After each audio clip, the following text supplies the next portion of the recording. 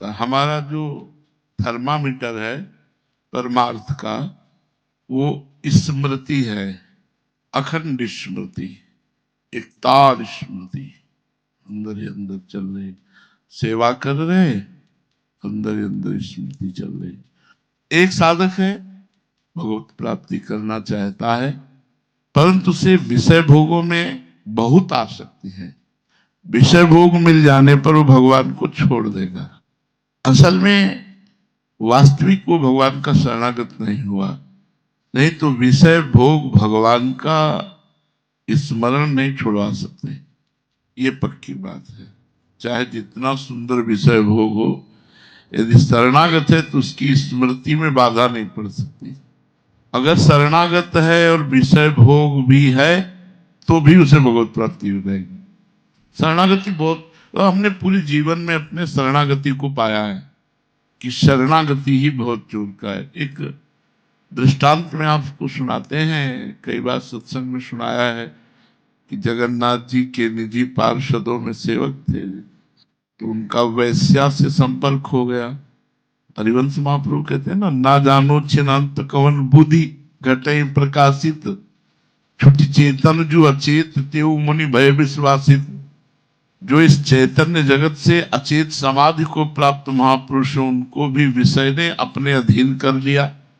जगन्नाथ जी की सेवा के पार्षदों ने संगोष्ठी की, बैठाला और कहा, भाई स्वस्थ चित्त से सोचो, कहाँ तुम जगन्नाथ जी के श्रीअंग सेवक और कहाँ वैश्यागमन।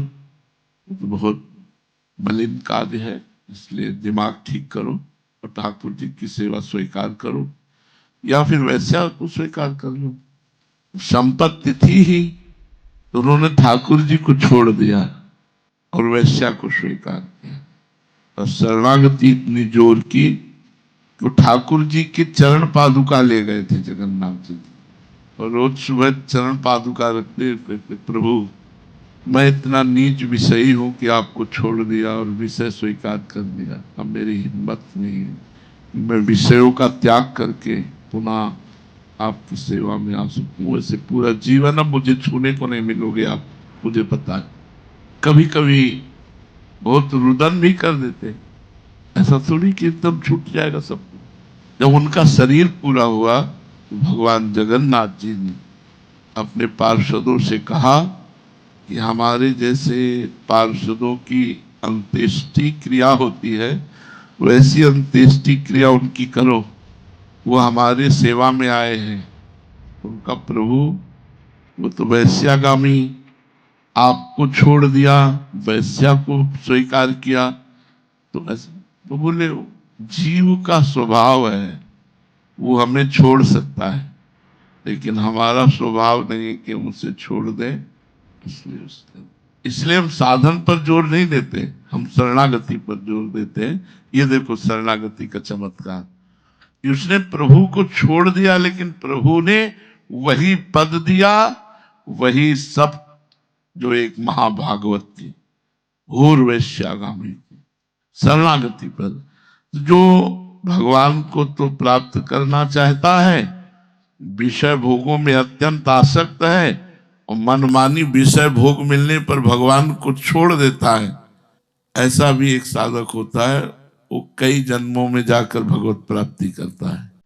दूसरा साधक, वो बराबर दोनों समान है, भगवत प्राप्ति भी और विषय भोग भी।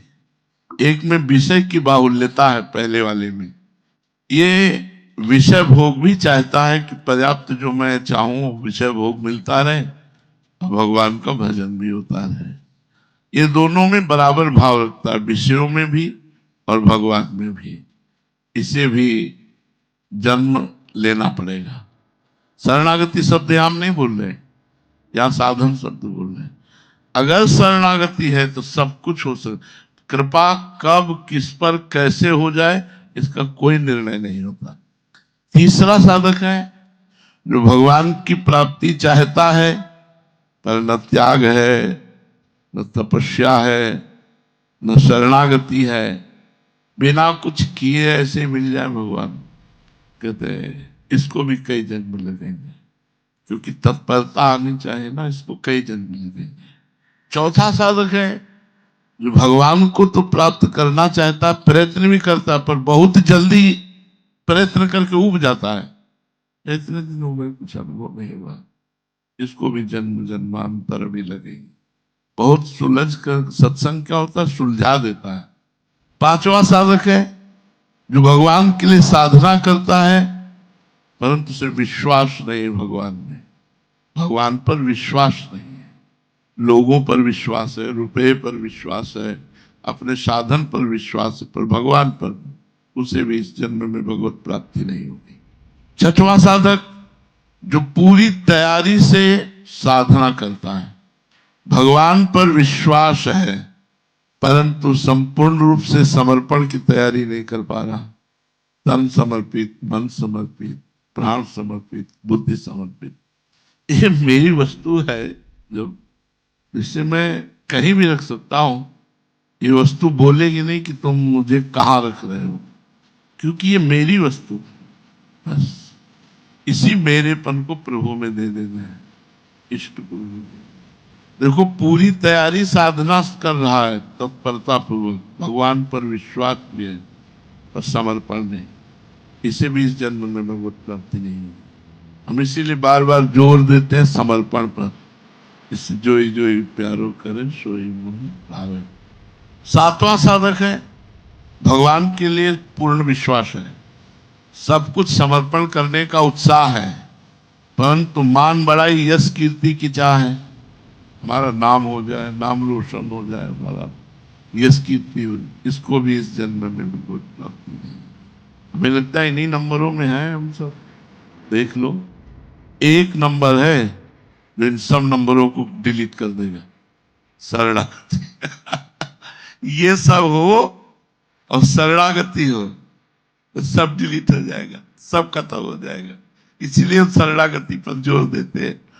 देखो हमारी बात पर विश्वास करो, भागवत के एकादश स्कंद में जब उद्धव जी ने कहा कि प्रभु ये तो बहुत कठिन है कि कोई मारे पीटे थूक दे मूत दे बांध दे, भगवान ने उद्धव जी को उपदेश किया कि यदि परमार्थ पे चल रहे हो, तुम्हें कोई मारे, कोई तुम्हें थूक दे, तुम्हारे ऊपर मूत दे, तुम्हें बांधे, तुम्हें पीटे, तुम्हें कई तरह से यातना, पर तुम अपनी विवेक बुद्धि से अपने आप को बचा लेना, किसी अन्य बाहरी साधन से नहीं। तो उनका ये तो बहुत कठिन है प्रभु।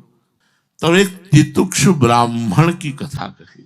अब उस ब्राह्मण के जीवन में एक भी भागवतिक साधन नहीं था, उस ब्राह्मण ने पूरा जीवन धन कमाया था, इतना कंजूस था कि ना स्वयं खर्चा करता था ना परिवार को खर्चा करने देता था।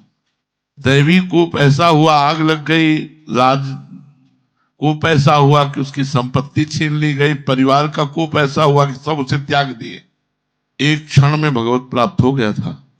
भगवान ने उसके चरित्र की गाथा अपने श्री मुख से एकादश स्कंद में कही। जो उसने देखा मेरी संपत्ति नष्ट, जिसने पूरे जीवन भर हमने मेहनत करके जिसको संजोया और जिस परिवार को अपना मानता रहा, एक क्षण में मुझे ठुकरा दिया, जिस वैभव को वो सब राज कर में चला गया, अब क्या रह गया। जिस जीवन को भगवत प्राप्ति के लिए प्रयोग करना चाहिए था, मैंने तो वो जीवन सब संसार में नष्ट कर दिया, अब बूढ़ा मैं क्या करूंगा। तो आज से मैं भगवान को साक्षी, देवता इस बात के साक्षी हैं कि आज से मैं अपने जीवन को भगवान को देता हूं। बस इतने मात्र से बात इतनी बन गई कि भगवान ने उसके चरित्र का गान किया एकादश स्कंद में। उसने दृढ़ निश्चय कर लिया, अब जितनी श्वासें बची है वो सब श्री भगवान की, और लोग उसे मारे भी, पीटे भी, थूके भी, बांध भी दिए, चरित्र आता है, लेकिन वो किसी को दोषी नहीं ठहराता, कहता है ये सब भ्रम है, ये माया का भ्रम है, न ये कर्म का फल है, न कोई दंड है, ये भ्रम है, ये माया के द्वारा रचा गया है, अब मैं मोहित होने वाला नहीं, मैं शरीर नहीं, मैं आत्मस्वरूप। इतना बड़ा ज्ञान उसको केवल केवल एक घटना से प्राप्त हो गया। हम बार बार इसीलिए प्रयत्नशील हैं इस बात के लिए कि आपकी शरणागति पुष्ट हो जाए, शरणागति से ही बात बननी। कह रहे एक है कि भगवान के लिए पूरी जो साधना की तरीका है उस तरीके से साधना करता है, भगवान पर विश्वास है, पर समर्पण नहीं। समर्पण नवी